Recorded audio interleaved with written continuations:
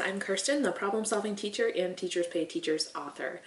The month of April for me is all about trying to start and build my email list.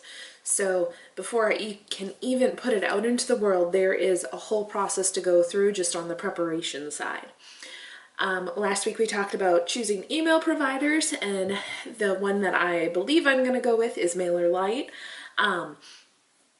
And now I am on to the step of, before I can even do anything with the email provider, I need to figure out how I'm going to draw people to want to sign up for my email list. So if you haven't heard about lead magnets, it's a lead magnet. That's how you get someone to sign up for your email list. It's what you're going to offer them in exchange for their email address. So there are so many different kinds of lead magnets. It can be like a checklist, it can be a webinar, it can be like really anything you can think of that somebody might find valuable enough that they're like, yeah, if I'll give you my email list, I'll give you my email, and you can go ahead and email that to me. I want it. So in the teacher world, it is often a video or a video series or a lesson. Now, if you are trying to start a course and get people to sign up for your course, then usually it is a video series of some sort. So you offer someone, hey, here's kind of like a sneak peek at the video series of the course that I'll do with you, and then you can get professional development points or just learn how to do something better, and that's usually the draw for a course. I'm not at that point yet. I am going to be offering people who sign up for my email list a lesson. So my lead magnet is going to be a lesson, and so I want to give them just kind of like a sneak peek to what all of my lessons are going to be about. So hopefully with offering them that lesson, they will kind of get to know me, they'll find out who I am, they'll check into my blog, and maybe take a look at my TpT store. If they like it more, they'll go look for more similar to it.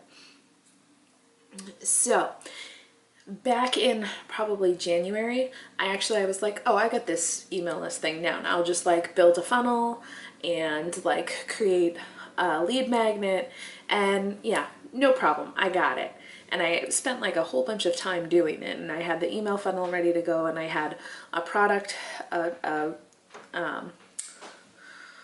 productivity planner guide for teachers. I was like, yep, we're good, we're ready to go. I will just, put this out into the world.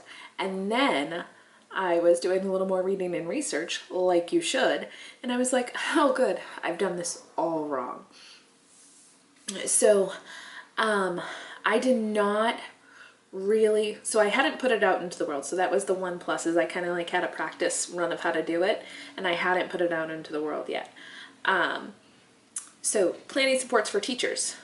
Every teacher wants help with planning supports and productivity and having more time in their lives. So yes, every teacher would want it. However, my target audience is not every teacher. If you have not heard about an ideal customer avatar, that's kind of what we're getting into here. So an ideal customer avatar is like who you want to target, who all of your stuff is kind of directed towards.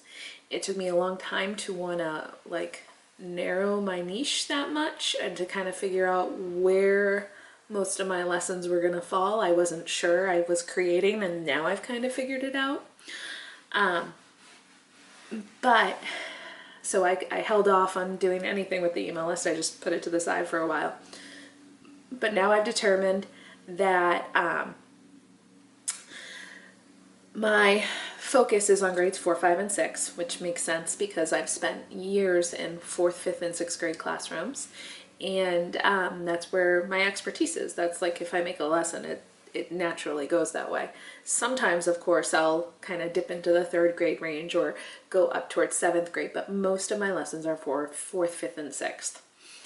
I also didn't want to like narrow my niche. I was like, yeah, I teach every lesson. I'm an elementary teacher. I do math, I do science, I do social studies. I wanted to do it all. But I want to be an expert in one area. So, like many other teachers, I kind of figured it out just by what I put up online. Everything that I was putting up on my store was ELA.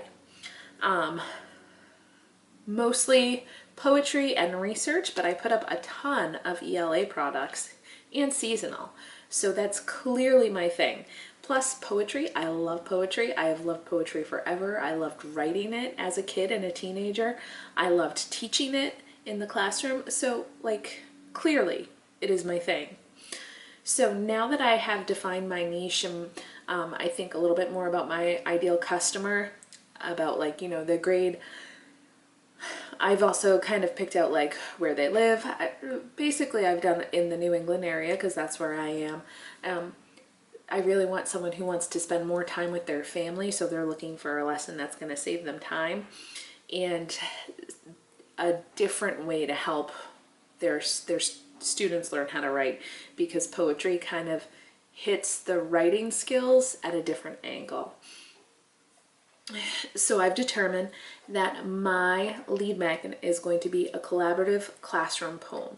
So most of my lessons are poetry, and I was trying to figure out what one I felt like I could give away to teachers that they could kind of like see how this was going to go.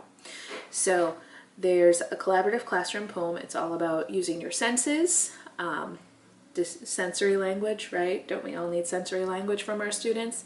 And getting students to use that and kind of walking them through it. So I feel like this is going to be a really good lead magnet. Once I push it out into the world, it's all set, it's ready to go. Now I have to do the other steps to get me there. So if this video helped you out, if you think you understand lead magnets a little bit better, or it's kind of helping you figure out who you want your customer to be, don't forget to like and subscribe so other people can find the video too. Turn on the notification bell. Have an awesome day.